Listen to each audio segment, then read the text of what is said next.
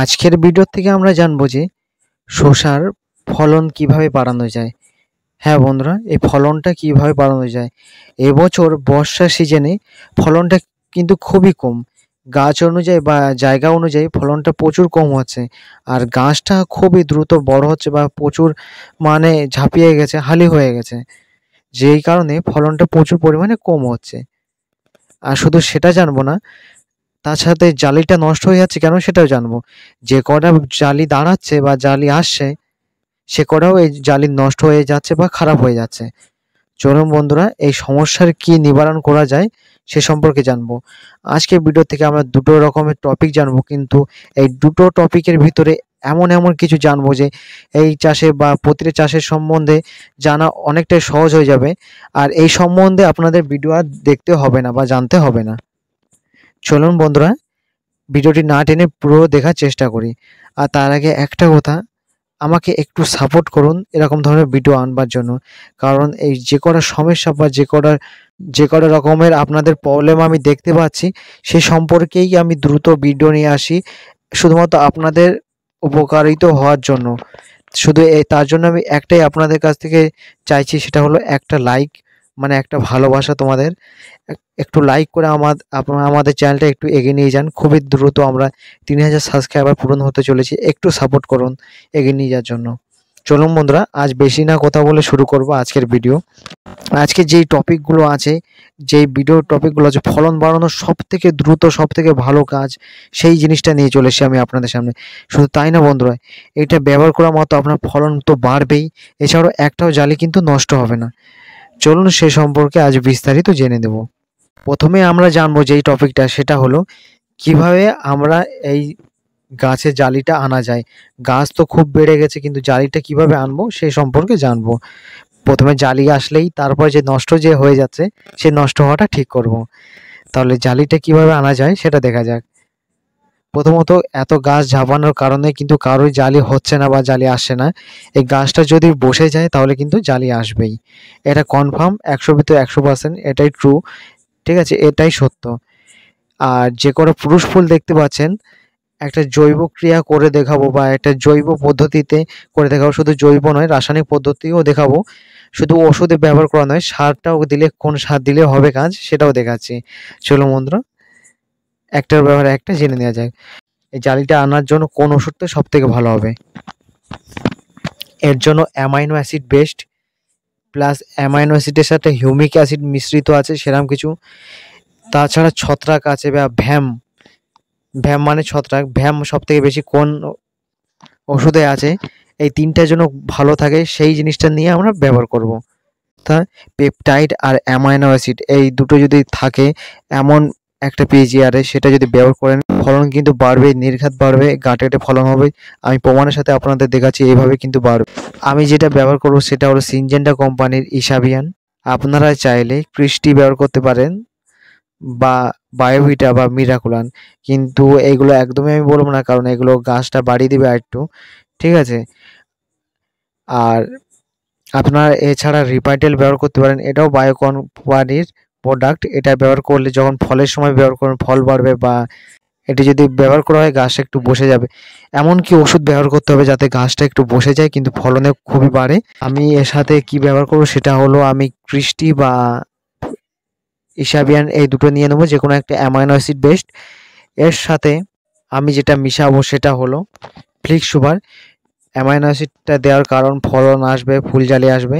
আর flicks সুপারটা মেশানোর এমন কারণ সেটা হলো গাছে যেসব হলদা ভাব আছে, ফটকা ধাসা আছে, বা এসব কিছু হবে না, বা গাছটা আপনার দীর্ঘদিন সবুজ থাকবে। তার জন্য গাছ যদি সবুজ থাকে ফলনের চিন্তা করতে হবে না, এক না একটা সময় ঠিক ফলন হবেই। ঠিক আছে, তার জন্য আমি ফ্লিক্স সুপার নিয়ে নেবো। ফ্লিক্স সুপার প্লাস ইসাবিয়ান বা ক্রিস্টি যে কোনো একটা ব্যবহার করতে পারেন। ঠিক আছে, এই দুটো নিয়ে নেবো। আর এর সাথে আরেকটা জিনিস মিশাবো, সেটা হলো খুবই কম মাত্রায় বা সামান্য মাত্রায় বোরন। ঠিক আছে বন্ধুরা, আপনারা বলবেন যে বোরনই কেন ব্যবহার করতে হবে, বোরন ছাড়া তো অনেক অন্য কিছু আছে সেগুলো ব্যবহার করতে পারা, বা আমরা যে ওষুধগুলো ব্যবহার করছি তাতে তো বোরন আছে। আমি একদমই বলবো তার জন্য নয়। আরেকটা কথা, আপনারা তো বলবেন যে মাটির নিচে যে সারটা ছড়িয়েছিলাম তার সাথে বোরন দিয়েছিলাম, বা আমরা যে পিজিআর ব্যবহার করবো পিজিআরে তো বোরন আছে। কিন্তু আমি একটাই কথা বলবো, যা দিয়েছেন বা যা করেছেন সেসব ভুলে যান। এখন যেটা করবেন সেটাই গুরুত্বপূর্ণ। তাহলে সেটা কি? সেটা হলো যখন আপনারা এই বোরন ব্যবহার করবেন অবশ্যই ভিটামিনের সাথে ব্যবহার করবেন। এটাই কিন্তু বোরন ব্যবহার করার আসল নিয়ম। বোরন যদি শুধুমাত্র গাছে দেওয়া থাকে, সিম্পল বোরনই যদি ব্যবহার করেন তাহলে গাছ কিন্তু অনেকটাই বসে যাবে, গাছ একটু লালচে ভাব চলে আসবে। তার জন্য বোরনের সাথে ভিটামিন অবশ্যই মিশাতে হবে। তাহলে আমি কি করব, ইসাবিয়ান বা ক্রিস্টি বা বায়োভিটা বা মিরাকুলান, এছাড়াও অনেক রকম পিজিআর আছে, আপনারা চাইলে যে কোনো একটা নিতে পারেন, অ্যামাইনো অ্যাসিড বেস্ট। এর সাথে আপনারা কি ব্যবহার করবেন, বোরন ব্যবহার করবেন, ঠিক আছে, প্লাস ফ্লিক সুপার, এই তিনটা আমি ব্যবহার করব। বেশি ওষুধের মিশ্রণ ব্যবহার করার দরকার নেই, জোর দুটো কি তিনটা, কিন্তু এই তিনটা দিলেও অসুবিধা নাই বলে আমি এই তিনটা বলেছি। কিন্তু এমন এমন কিছু হাই করা ডোজ যেগুলো আছে সেগুলো একটাই কিন্তু ব্যবহার করার চেষ্টা করবেন, ওর সাথে অন্য কিছু যেন না মিক্স করে হয়, তাহলে কিন্তু সব থেকে ভালো হয়। এই তিনটা মিক্স করব।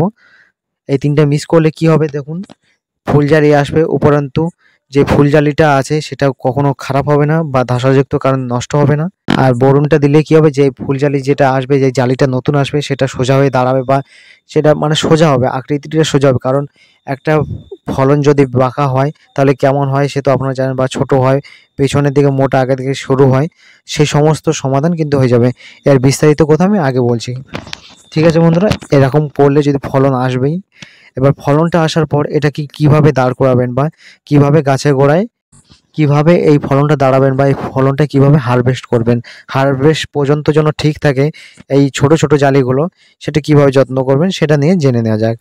প্রথমত আমরা যেটা করব সেটা হলো যে একটা ভালো ধসার ওষুধ দিয়ে নেব, একটা ভালো ধসার ওষুধ ব্যবহার করব যাতে যেন জালিগুলো খারাপ না হয় বা নষ্ট না হয়। আমি আরেকটা কাজ করব, সেটা হলো এটা কিন্তু সম্পূর্ণ প্রকার জালির জন্য ঠিক করা হয়, তার জন্য বলছি আমি।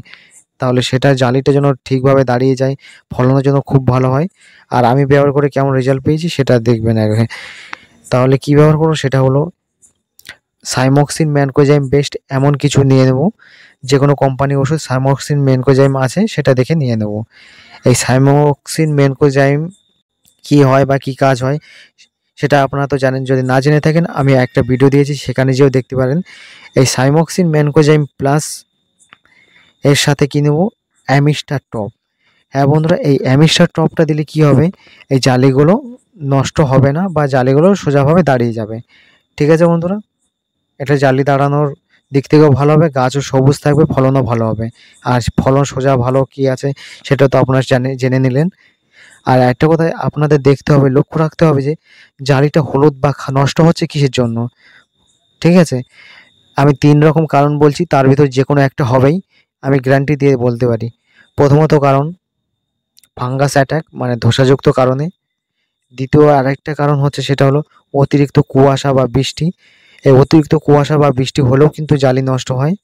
আর আরেকটা হচ্ছে পোকাযুক্ত কারণে বা বিন্ধে পোকা বা চুষি পোকা। এই পোকাগুলো যদি আক্রমণ হয়ে থাকে আপনার জালি কিন্তু নষ্ট হয়ে যাবে। এই ৩টে কিন্তু কারণে কিন্তু হবেই জালি নষ্ট, এছাড়া অন্য কিছু কারণ নাই।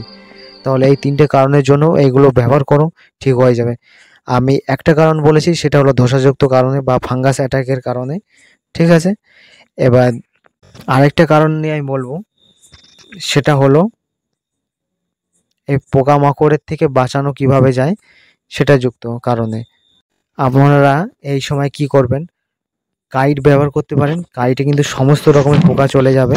আমি কাইট ব্যবহার করছি, বা কাইট ছাড়াও আরও অনেক রকমের আছে মার্কেটে, সেই সবগুলো ব্যবহার করতে পারেন।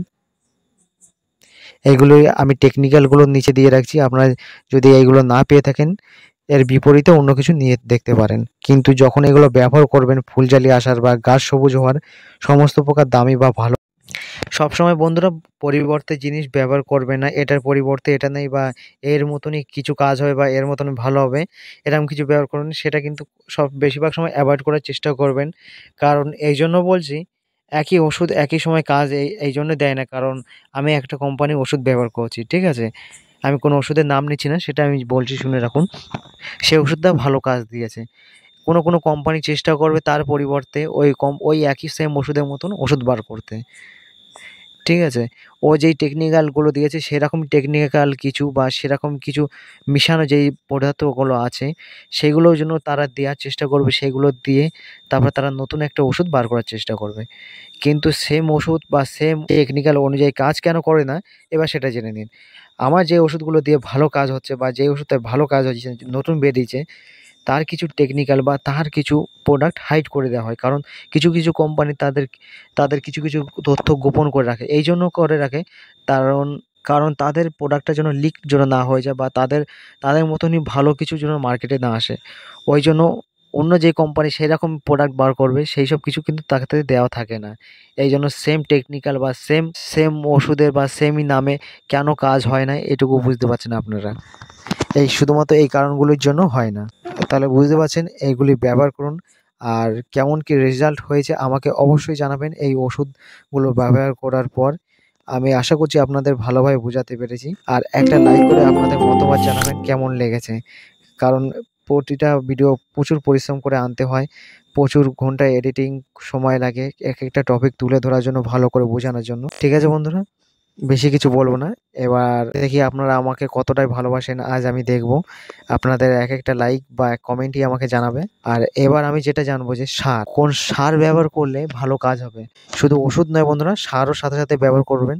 কারণ এত টাকা যখন খরচা করেছেন আর একটু খরচা করুন আমার কথা শুনে বা আমার মত অনুযায়ী।